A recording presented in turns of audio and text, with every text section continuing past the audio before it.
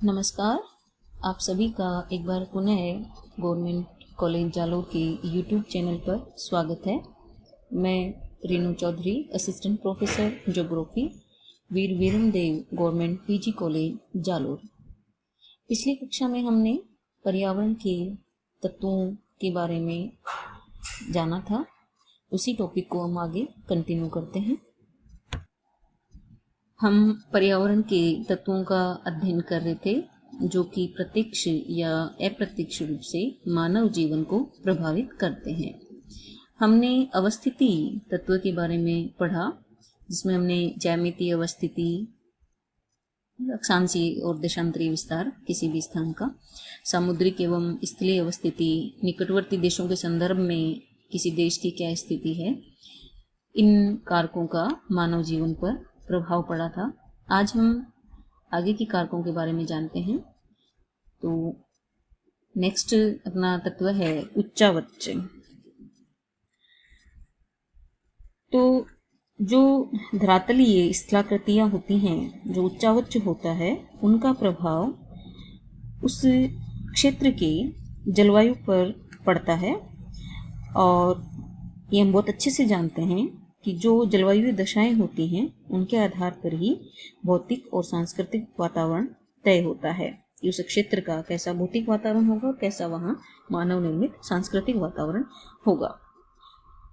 धरातलीय जो उच्चावच हैं, उनको हम मुख्य रूप से 3 भागों में बांट सकते हैं: पर्वत, पठार, मैदान। पृथ्वी का 26% भाग पर्वतीय है, 33% भाग पठारी है और 41% भाग मैदानी है। पर्वतीय भाग विषम होते हैं, वहाँ की जलवायु भी कठोर होती है। तो यहाँ सभी जो आर्थिक क्रियाकलाप हैं वो आसानी से संपादित नहीं हो पाते। हाँ, ये ज़रूर है कि यहाँ पे पारिस्थितिकी संतुलन जो है वो बेटर पाया जाता है, अच्छा पाया जाता है। पर्वतों पर घुमक्कड़ पशुचारण, फूड भोजन को इकट्ठा करके रखना, एकत्रीकरण, शिकार और स्थानांतरित जो कृषि है, ये प्रमुख व्यवसाय होते हैं।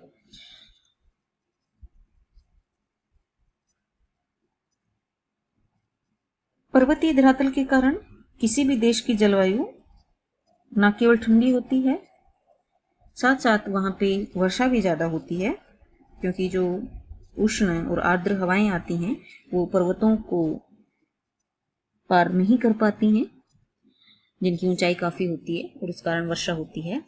भारत में भी हिमालय पर्वत अगर नहीं होता, ऐसा माना जाता है, तो संपूर्ण जो उत्तरी भारत है वो मरुस्थलीय परिस्थितियों वाला ही होता। तो हिमालय का बहुत बड़ा योगदान है उत्तरी भारत में वर्षा होने में। हिमालय पर्वत की उपस्थिति के कारण ही भारत में जो साइबेरिया से आने वाली ठंडी हवाएं हैं वो प्रवेश नहीं कर पाती। तो इन हवाओं के प्रभाव के कारण भी उत्तर भारत में काफ़ी आगे तक और जलवायु जो है वो अत्यधिक ठंडी होती। तो ग्रीष्म काल में पर्वतीय क्षेत्रों की जो जलवायु है वो स्वास्थ्यवर्धक रहती है, जिसके कारण वहाँ पे पर्यटन व्यवसाय जो है वो अधिक विकसित होता है। स्विट्जरलैंड, जम्मू कश्मीर, मसूरी, शिमला, ये इसी प्रकार के केंद्र हैं। नेक्स्ट है अपना पठारी जो भूभाग है वो भी काफ़ी ज़्यादा भूभाग पे फैला हुआ है, 33%, जैसा कि अभी अपने पढ़ा था। यह क्षेत्र जो होता है वो धरातल से थोड़ा ऊंचा उठा हुआ और समतल सतह वाला भाग होता है। इन पे चोटियां नहीं होती हैं, पर्वतीय चोटियों का भाग होता है। पठारी क्षेत्र भी कुछ हद तक कठोर परिस्थितियां रखता है मानव जीवन के लिए। आर्थिक क्रियाओं के लिए ज़्यादा उपयोगी नहीं माने जाते हैं। ये क्षेत्र शुष्क या फिर अर्ध शुष्क क्षेत्र होते हैं और कृषि के अधिक अनुकूल नहीं होते हैं। लेकिन इसका एक अपवाद है, ज्वालामुखी उद्गार से निर्मित जो पठार होते हैं, वहाँ की मिट्टी जो काली मृदा होती है वो कृषि के लिए बहुत ही अनुकूल दशाएं प्रदान करती है। दूसरा, उष्णकटिबंधीय जो पठार होते हैं वहाँ पे अर्ध उष्ण शीतोष्ण या अर्धशीतोष्ण जलवायु पाई जाती है जो मानव आवास के लिए अनुकूल होती है। इसी कारण से बोलीविया और मैक्सिको के जो पठार हैं वहाँ पे इन देशों की 75% जनसंख्या निवास करती है।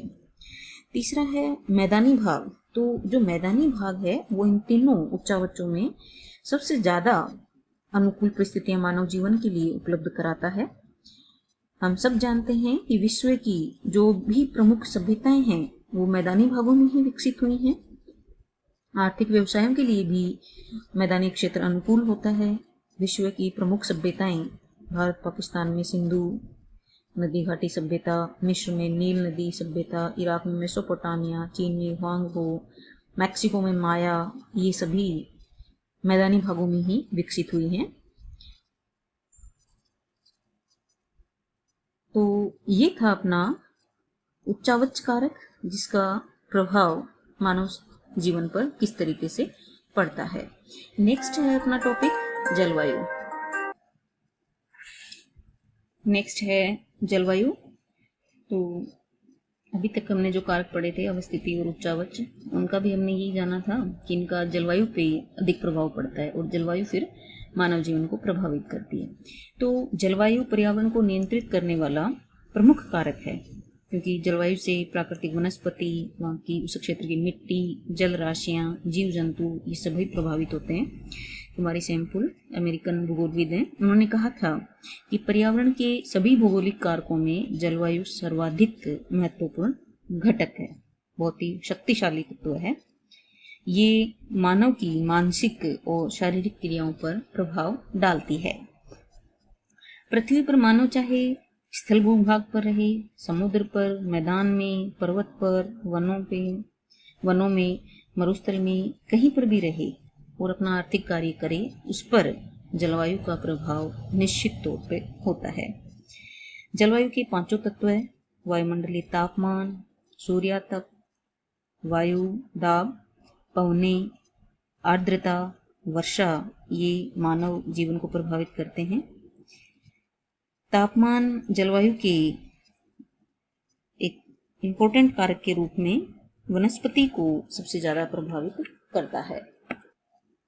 विषुवतरेखीय प्रदेशों में जहाँ अधिक उच्च तापमान और अधिक वर्षा पाई जाती है वहाँ पे सघन वन पाए जाते हैं, जबकि मध्य अक्षांशीय जो भाग हैं वहाँ पर पर्णपाती वन पाए जाते हैं। शीत प्रदेशों में कोणधारी वन पाए जाते हैं। तो वहाँ की अलग अलग जलवायु के कारण ही वहाँ का वनस्पति प्रकार जो है वो अलग अलग पाया जाता है। जलवायु ही कृषि पेटियों को भी निर्धारित करती है।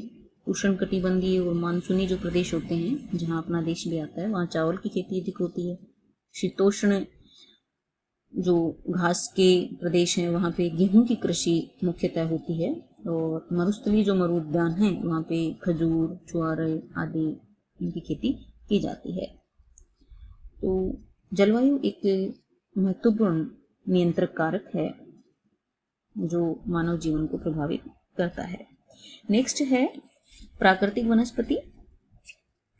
तो प्राकृतिक वनस्पति किसी भी प्रदेश की, किसी क्षेत्र की वो वनस्पति है जो वहाँ पे जो भौगोलिक कारक हैं उनमें स्वतः ही विकसित होती है। इसमें मानव का कोई योगदान नहीं होता, जिसमें पेड़ पौधे, झाड़ियाँ, घास, लताएं जो वहाँ के प्राकृतिक पर्यावरण में स्वतः ही उत्पन्न होती हैं। प्राकृतिक वनस्पति भी पर्यावरण के महत्वपूर्ण कारक के रूप में पारिस्थितिक तंत्र को, इकोसिस्टम को सर्वाधिक प्रभावित करती है। प्राकृतिक वनस्पति पे जलवायु का प्रभाव होता है। इसके साथ ही जलापूर्ति, प्रकाश, पवने, मृदाएं ये भी मुख्य होती हैं।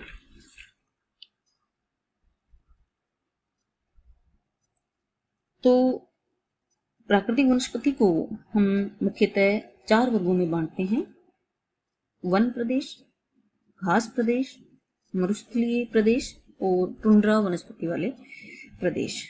तो जहाँ पे अच्छी बारिश होती है, उष्ण तापमान अधिक रहता है, वहाँ पे वन संपदा अधिक पाई जाती है, भूमध्य रेखा के आसपास।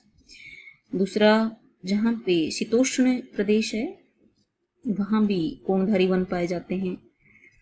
इसके अलावा जो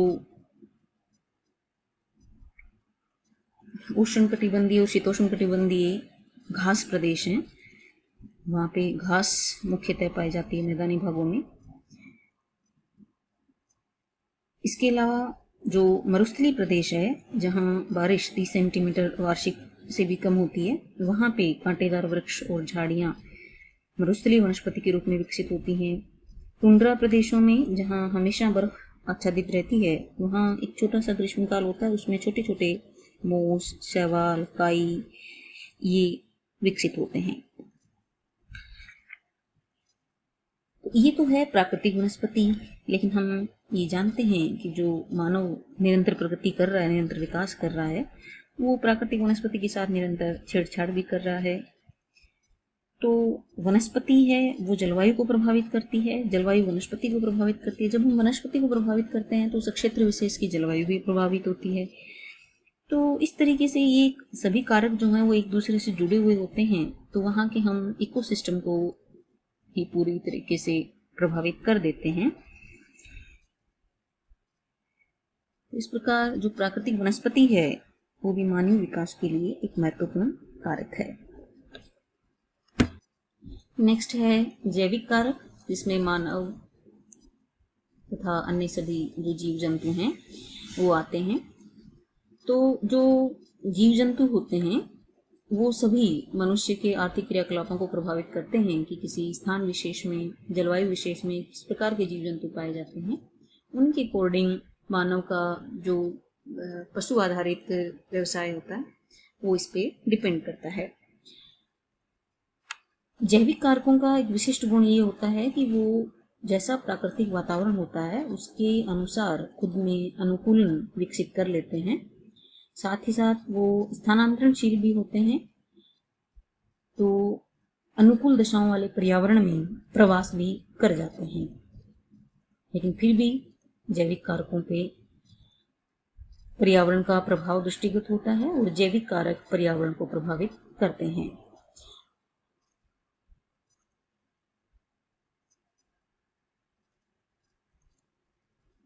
अलग अलग जो पर्यावरणीय दशाएं होती हैं, जैसे अभी अपन ने पढ़ा वनस्पति प्रदेशों के बारे में, तो वनों के जीव जंतु अलग होते हैं, घास भूमि के अलग होते हैं, मरुस्थलों के अलग होते हैं, टुंड्रा के अलग होते हैं। तो जैविक कारक भी पर्यावरण का एक महत्वपूर्ण कारक है। नेक्स्ट है मृदा कारक। मृदा धरातल का सबसे ऊपरी आवरण होता है।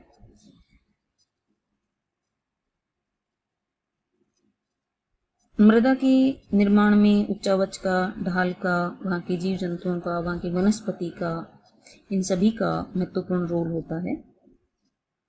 मानव भी अपनी क्रियाओं के द्वारा मृदा को निरंतर प्रभावित करता रहता है। पृथ्वी पर जितने भी जीव जंतु पाए जाते हैं, चाहे वो शाकाहारी हों, मांसाहारी हों, प्रत्यक्ष या अप्रत्यक्ष रूप से मृदा पर डिपेंड करते ही हैं। तो मानव के उपयोग की दृष्टि से मृदा आवरण किसी भी देश की मूल्यवान प्राकृतिक संपदा होती है। हम अगर इतिहास के पन्ने पलट के देखते हैं तो जितनी भी सभ्यताएं विकसित हुई वो सभी उर्वर मृदा, जहाँ पे नदियों के द्वारा दोमट मिट्टी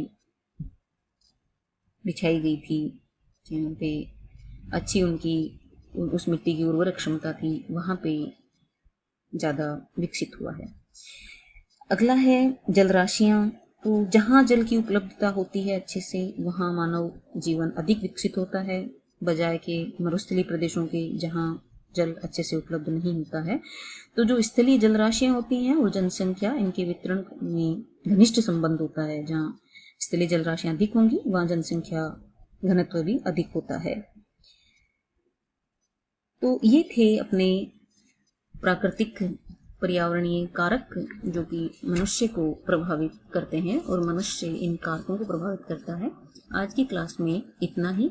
नेक्स्ट क्लास में नए टॉपिक के साथ फिर मिलते हैं। धन्यवाद।